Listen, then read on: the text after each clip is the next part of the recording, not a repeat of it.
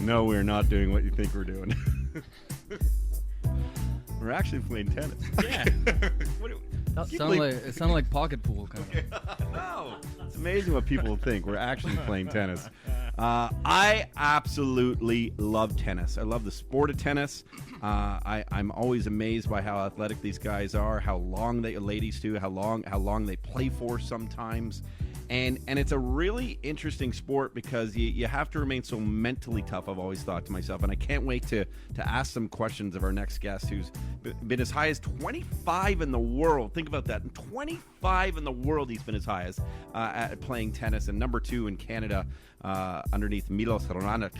But he's cooler. Vasek Pospisil. How you doing, Vasek? How you doing? Thanks for having me on the show. Yeah, man. Nice to meet you. Nice to hang with you, man. Like I feel like it was only a month ago, Jay. We were doing shows on TSN 1050, Yep. and we were watching him live in a match against Andy Murray. That it was during the day. We were doing the show from like 10 to 2 or something, and then unfortunately you lost the guy. But what an exciting time that must have been for you.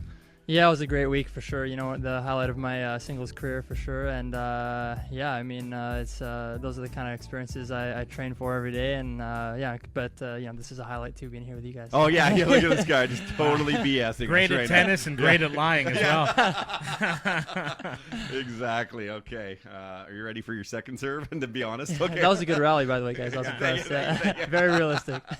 Hey, so Vasek, when you go up against a great like Andy, have you played Andy Murray before? I have, yeah. That was my third time playing. Your third time playing him, and going into that match, and we'll obviously talk about your doubles championship down the road too. But going into that match in that kind of environment, obviously knowing what that tournament means, if you could get to the finals and ultimately win, and being a surprise, really going as deep as you did that tournament. How was that like the night before for you? Like, did you chill out a bit?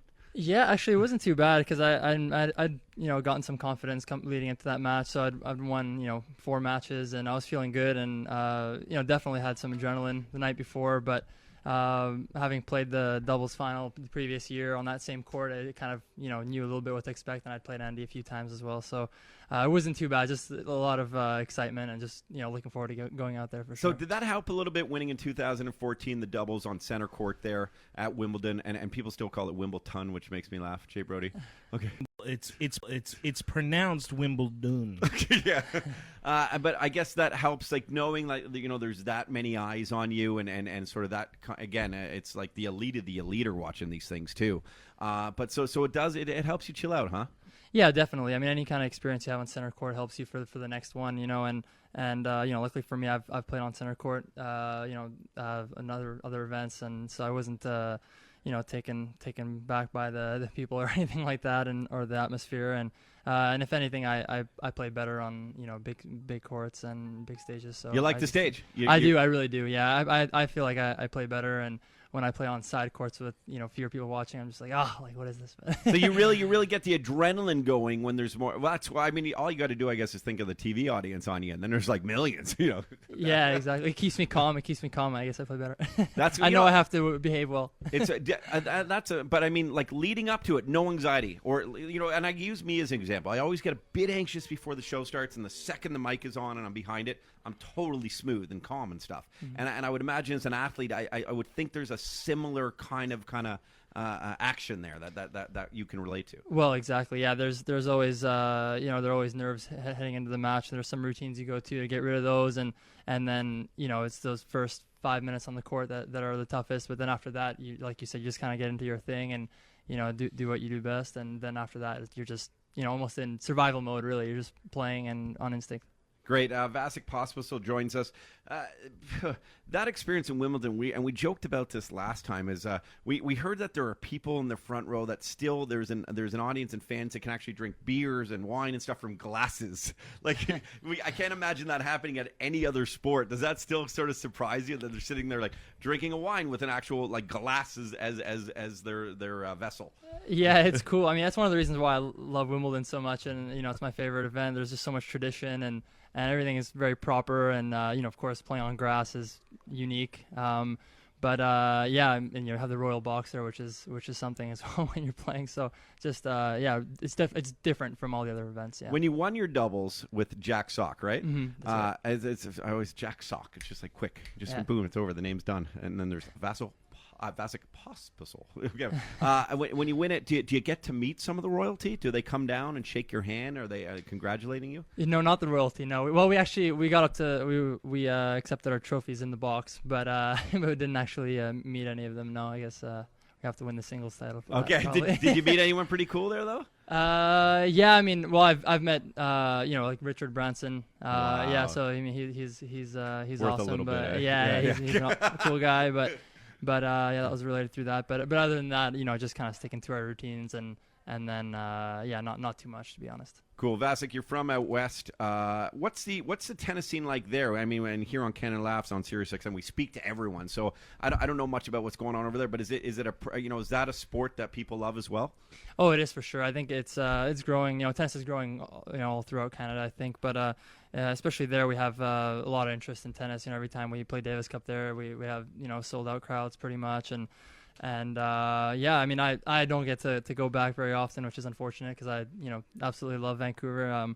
But I've definitely noticed when I go back and stuff, there's just more buzz around the sport for sure. I saw, and I don't know what's true ever on Wikipedia, but I'm trying to do my due diligence here, and I saw that you used to often take trips over to Kelowna just to play during the winters and stuff. I've heard, because they had an indoor tennis court, I've heard Kelowna is like heaven on earth. Is that one of the nicest places ever? Yeah, I mean the Okanagan in general. Maybe I'm a little bit biased because I grew up there, but I love it. I love it there. My parents live there now, and I'll probably move there someday. But it's great. It's great. I love it. So how do you deal with the sort of the extremes then of being in such peaceful environments to center stage and center court in Wimbledon with millions of eyes on you? How does that happen where you can be so chilled and no pressure with all the pressure? What are tips that you would have to maybe young athletes coming up going, hey, just chill out. It really doesn't matter or something.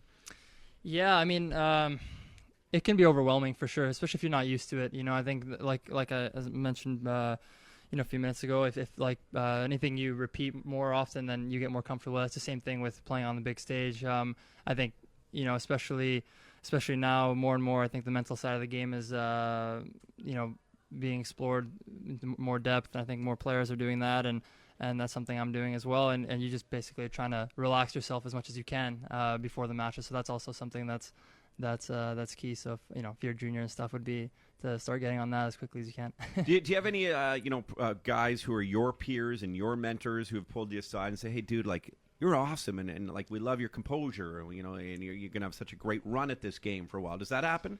Yeah, definitely. I mean, maybe not the ones that are competing with me, at the moment, but some of the older ones that are ready to retire, they've been giving me some good tips, but especially some of the coaches. I think I hear that more from coaches. I don't think players like to give other players compliments. I don't, that's for sure. It's pretty competitive. It is. Yeah, you don't want to build up their confidence. You don't want to tell somebody they're great and then play them the next day, and so.